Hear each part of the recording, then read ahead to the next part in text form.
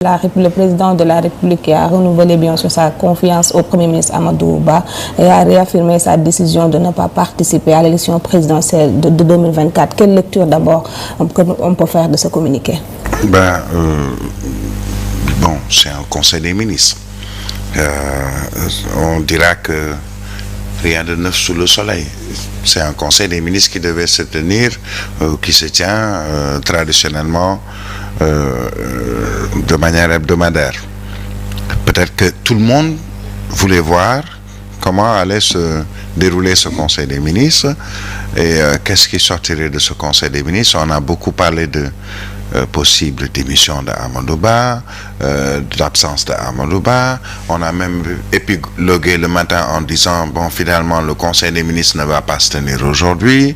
Ensuite, on nous dit, non, il va se tenir dans l'après-midi, que le président était en visioconférence avec qui, bon, on n'a pas la réponse.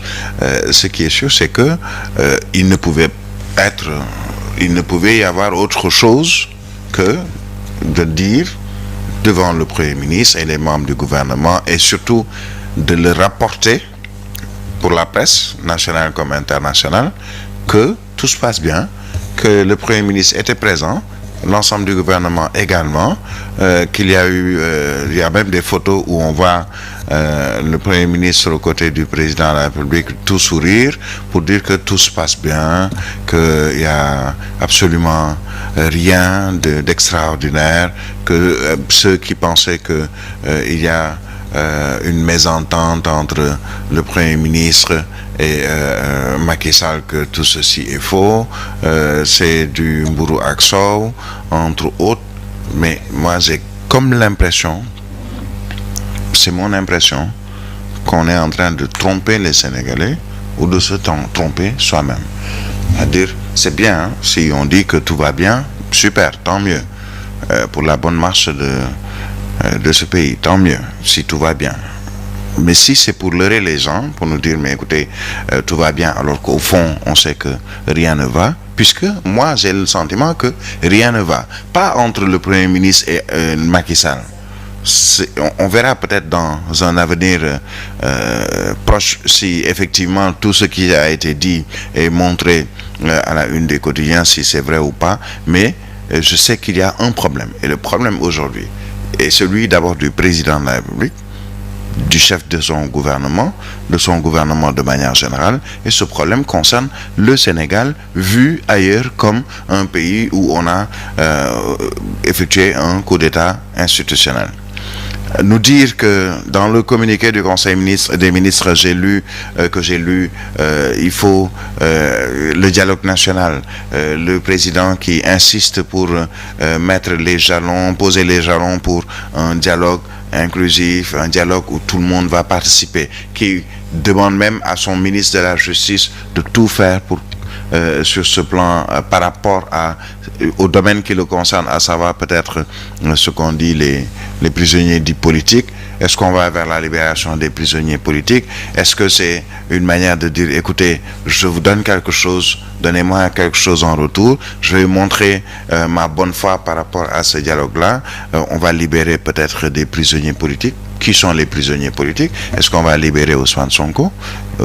Est-ce qu'on va libérer Bassirou Diomaye Faye, candidat à la présidentielle du 25 février 2024? Est-ce qu'on va libérer tous les autres qui sont dits de Pastef ou qui ont été à l'origine, selon le gouvernement, selon les ministres qui chaque fois se précipitent pour dire que ce sont des terroristes ou il y a eu des actes terroristes entre autres? Est-ce qu'on va libérer ces gens-là pour ensuite dire, mais écoutez, j'ai fait preuve de bonne foi, j'ai fait preuve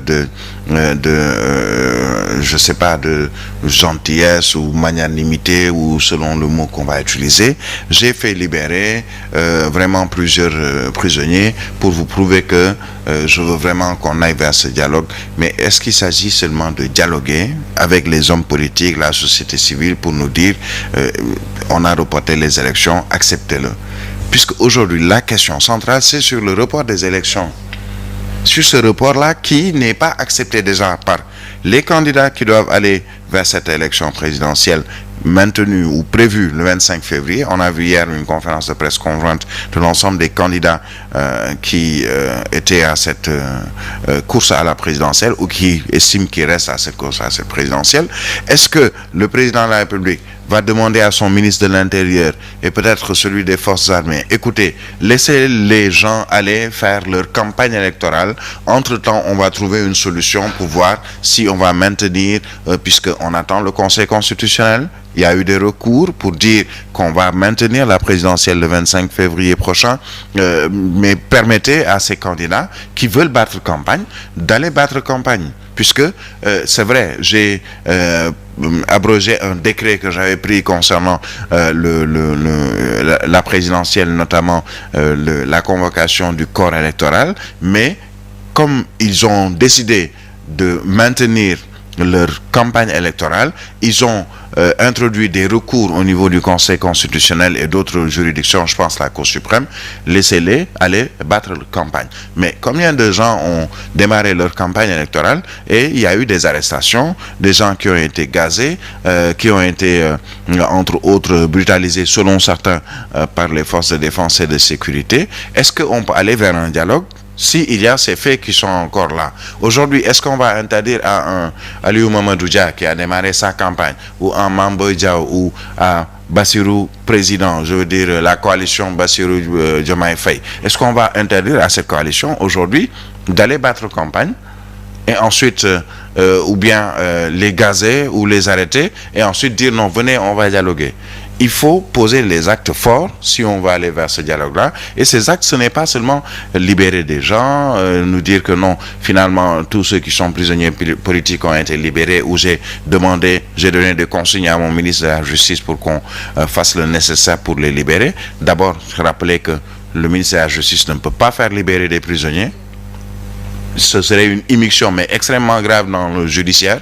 Ce n'est pas au ministre de la Justice. Il peut demander à son procureur de ne pas poser d'actes qui vont à l'encontre de liberté provisoire. Si ces libertés provisoires ou demandes de liberté provisoire sont introduites par exemple, certains, pour qu'on puisse qu'il n'y ait pas, par exemple, un recours ou un veto du procureur, mais le ministre de la Justice ne peut absolument pas faire libérer des détenus politiques ou de droit commun, ou quels que soient les détenus. Ce n'est pas son rôle. Ce serait une immixtion très grave dans l'autre pouvoir, à savoir le pouvoir judiciaire.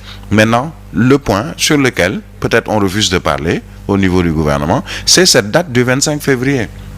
Il faut déjà trouver une solution par rapport à cette date, pas seulement pour le Sénégal, puisque aujourd'hui, on l'a rappelé, les États-Unis, la France, l'Union européenne, la CEDEAO qui est proche de nous, la Commission économique des États de l'Afrique de l'Ouest et le commissaire, ou comment on appelle, l'Union africaine, entre autres, pratiquement toutes les organisations qui nous entourent ou dont on est membre, nous demandent, mais qu'est-ce qui se passe au Sénégal? Déjà, il faudrait qu'on maintienne cette date du 25 février, qu'on respecte le calendrier électoral. Et ceux qui doivent concourir justement à cette présidentielle veulent aussi le maintien de ce calendrier électoral. Pour moi, dialogue d'accord, mais dialoguer avec qui? Et surtout, ils viennent vous dire qu'on ne va pas aller à ce dialogue. Ceux avec qui tu dois discuter vous disent, mais écoutez, non, monsieur le président, pas la peine de nous appeler, on ne viendra pas. Posez les actes que vous voulez, on ne viendra pas. Il y aura un blocage dans cette affaire. Maintenant, on verra, puisque bon, les hommes politiques ont beaucoup de ressources, le président y compris, qu'est-ce qui sera dit, qu'est-ce qui sera fait.